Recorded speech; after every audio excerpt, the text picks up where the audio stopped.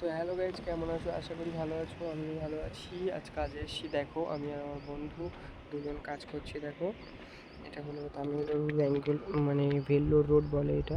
এই যে রোডটা দেখো, এই যে ভেল্লোর রোডে আমরা কাজে এসেছি। আমাদের রুম থেকে প্রায় 7-8 কিলোমিটার এখানে দূরে কাজে এসেছি। ওই দূরে দেখো একটা পুকুর টাইপের আছে, ওখানে দেখো একটা বোর্ডিং করে, একটা যে বোর্ড আর কি বলে সেটা আছে।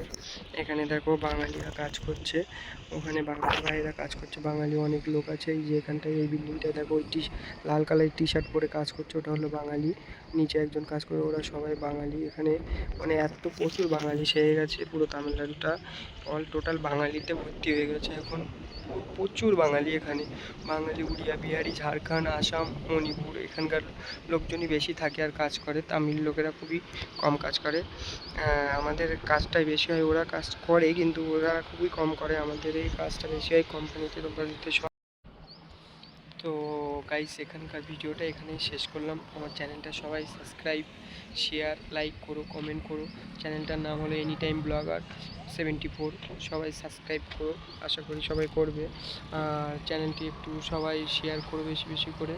আর এখানে কাজে এসে তোমাদেরকে দেখালাম। আজকের মতো এখানে ভিডিওটা শেষ করলাম। দেখা হচ্ছে পরের ভিডিওতে। বাই।